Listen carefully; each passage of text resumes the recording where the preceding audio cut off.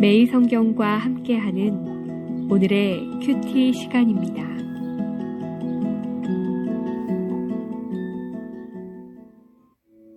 (8월 7일) 오늘의 말씀은 에스겔 18장 1절에서 18절입니다. 또 여호와의 말씀이 내게 임하여 이르시되 너희가 이스라엘 땅에 관한 속담에 이르기를 아버지가 신포도를 먹었으므로 그의 아들의 이가 시다고 함은 어찌 됨이냐. 주 여호와의 말씀이니라. 내가 나의 삶을 두고 맹세하노니 너희가 이스라엘 가운데에서 다시는 이 속담을 쓰지 못하게 되리라.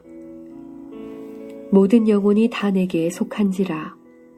아버지의 영혼이 내게 속함같이 그의 아들의 영혼도 내게 속하였나니 범죄하는 그 영혼은 죽으리라. 사람이 만일 의로워서 정의와 공의를 따라 행하며 산 위에서 재물을 먹지 아니하며 이스라엘 족속의 우상에게 눈을 들지 아니하며 이웃의 아내를 더럽히지 아니하며 월경 중에 있는 여인을 가까이 하지 아니하며 사람을 학대하지 아니하며 빚진 자의 저당물을 돌려주며 강탈하지 아니하며 줄인 자에게 음식물을 주며 벗은 자에게 옷을 입히며 별일을 위하여 꾸어주지 아니하며 이자를 받지 아니하며 스스로 손을 금하여 죄를 짓지 아니하며 사람과 사람 사이에 진실하게 판단하며 내 율례를 따르며 내 규례를 지켜 진실하게 행할진대 그는 의인이니 반드시 살리라.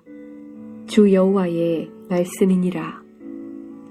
가령 그가 아들을 낳았다 하자. 그 아들이 이 모든 선은 하나도 행하지 아니하고 이 죄악 중 하나를 범하여 강포하거나 살인하거나 산 위에서 재물을 먹거나 이웃의 아내를 더럽히거나 가난하고 궁핍한 자를 학대하거나 강탈하거나 빚진 자의 저당물을 돌려주지 아니하거나 우상에게 눈을 들거나 가증한 일을 행하거나 별일을 위하여 꾸어주거나 이자를 받거나 할진대 그가 살겠느냐. 결코 살지 못하리니 이 모든 가증한 일을 행하였은즉 반드시 죽으리라. 자기의 피가 자기에게로 돌아가리라. 또 가령 그가 아들을 낳았다 하자. 그 아들이 그 아버지가 행한 모든 죄를 보고 두려워하여 그대로 행하지 아니하고 산 위에서 재물을 먹지도 아니하며 이스라엘 족속의 우상에게 눈을 들지도 아니하며 이웃의 아내를 더럽히지도 아니하며 사람을 학대하지도 아니하며 저당을 잡지도 아니하며 강탈하지도 아니하고 줄인 자에게 음식물을 주며 벗은 자에게 옷을 입히며 손을 금하여 가난한 자를 압제하지 아니하며 별리나 이자를 받지 아니하여 내 규례를 지키며 내 율례를 행할진대 이 사람은 그 아버지의 죄악으로 죽지 아니하고 반드시 살겠고 그의 아버지는 심히 포악하여 그 동족을 강탈하고 백성들 중에서 선을 행하지 아니하였으므로 그는 그의 죄악으로 죽으리라.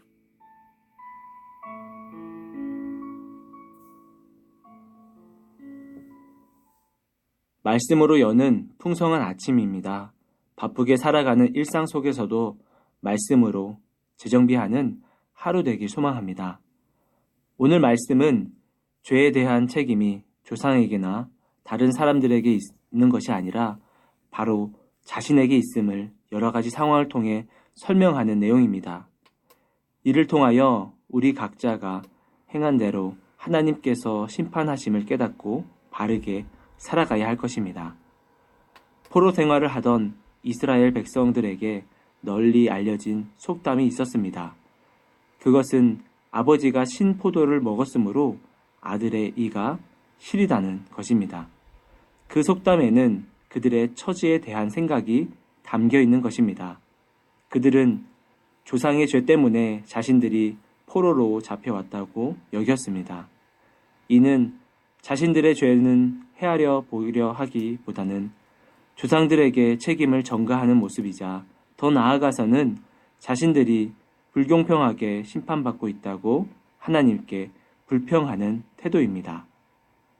남을 탓하고 하나님을 비난하는 모습은 에덴 동산에서 타락한 아담과 하와가 보여준 반응을 떠올리게 합니다. 자신의 잘못을 인정하기보다 다른 사람과 하나님을 비난하는 것은 타락한 인간의 전형적인 모습입니다. 우리는 각자가 행한 대로 심판하시는 하나님 앞에 자신의 선택과 행동을 책임지는 성숙한 신앙인으로 자라가야 합니다.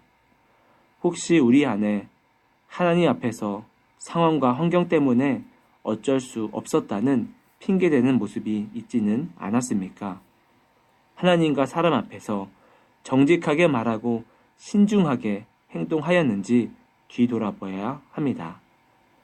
무엇보다 자신이 고백하는 신앙에 대해 책임 있는 자세로 살아가고 있는지 스스로 돌아보아야 할 것입니다. 하나님은 우상을 멀리하고 하나님의 율례와 규례를 진실히 행하면 반드시 살 것이라고 말씀하고 있습니다. 반면 하나님을 섬기지 않고 악을 행하는 사람은 그의 아버지가 의를 행했어도 자신의 죄 때문에 심판을 받게 될 것이라고 말씀하십니다. 한편 악인의 아들이 아버지의 악행을 보고 두려워하여 하나님의 율례를 행하면 반드시 살게 될 것이라고 말씀하십니다. 이처럼 하나님은 각자가 행한 대로 살고 죽게 될 것을 비유를 통해 분명히 말씀해주고 있습니다. 하나님께서 이 사례들을 통해 우리에게 어떤 사실을 강조하고 있습니까? 각 사람이 자신의 행위에 대해 개별적으로 책임을 져야 할 것을 분명히 하십니다. 부모가 자녀에게 여러 가지 면에서 영향을 끼칠 수는 있지만 부모의 죄와 의가 자녀에게 전가되는 것은 아닙니다.